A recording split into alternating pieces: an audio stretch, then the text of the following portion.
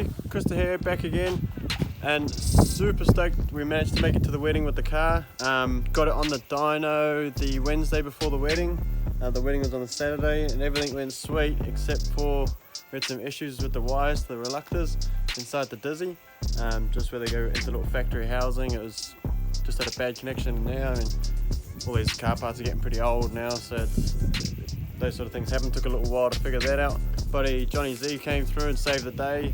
He had a 12A Dizzy just down the road from the dyno shop, so he ran that down, we chucked it on, and then did a few more runs on the dyno and everything was sweet, so we're super happy with that. It did just over 190 horsepower at 9,000 revs, which I'm happy with. This is my first rotor I've built, and it's not made from flash bits, it's all just bits I got out of a $700 motor, just new seals and played with the ports, so I'm super happy with that. But the car is looking a bit worse for wear after the wedding skids. Didn't get too carried away, but yeah, definitely gave it a bit of a beating, so check this out. She's had a pretty hard night the other night. I actually noticed it's when it's popped the tyre, it's tore all the sheet metal in there, so this bit of repair is going to have to go down there.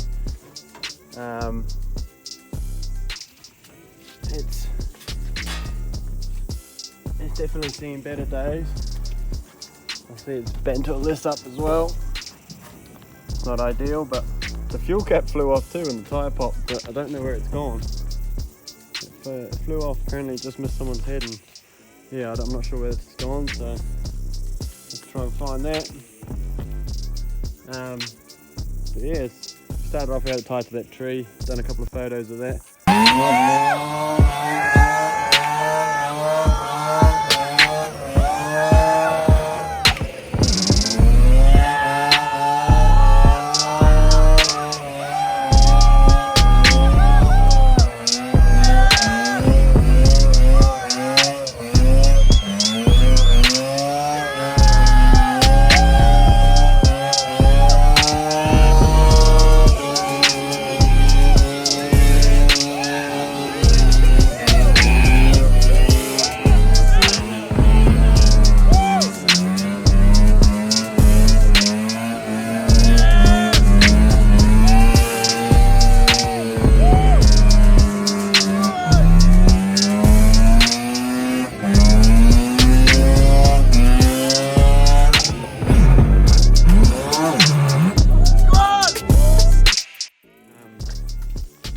But anyway, I'll see if I can get hold of a few videos from people's phones and whatnot, and we'll stick a few clips into the skids here.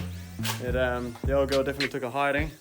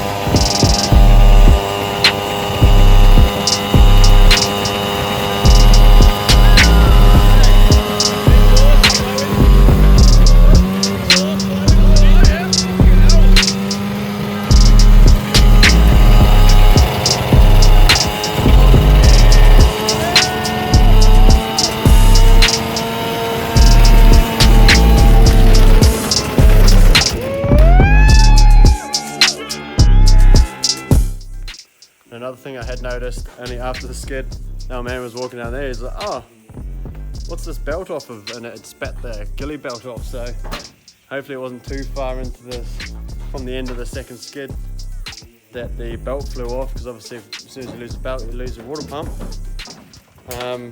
But it still runs. We've checked it runs, had it fired up. The nut had come loose on the alternator, which obviously then the pulley came loose and spat the belt off. So I'm going to try and, I found the nut and the washer, so I'm just going to put them back on just to get it on the trailer so we can get it back home. So it's lucky, definitely could have gone a lot worse. So I'm just going to get it loaded up. I'll get the tyre swapped over and then I'll shoot down and grab the trailer from a mate of mine. We'll get this poor thing back home. It's been sitting out here in the weather, so yeah, it definitely needs a bit of loving now. So we'll hook into that.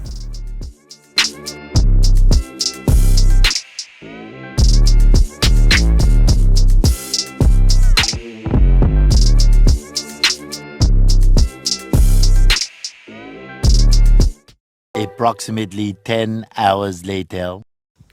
Alrighty, so just got the car home, unloaded off the work ute.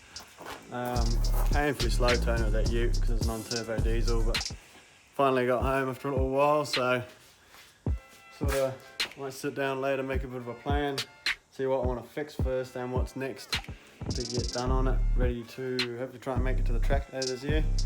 At least it's back and it still runs, so that's a win. Right, cheers for checking it out, guys, and hopefully we'll have some more progress on it soon. Sweet.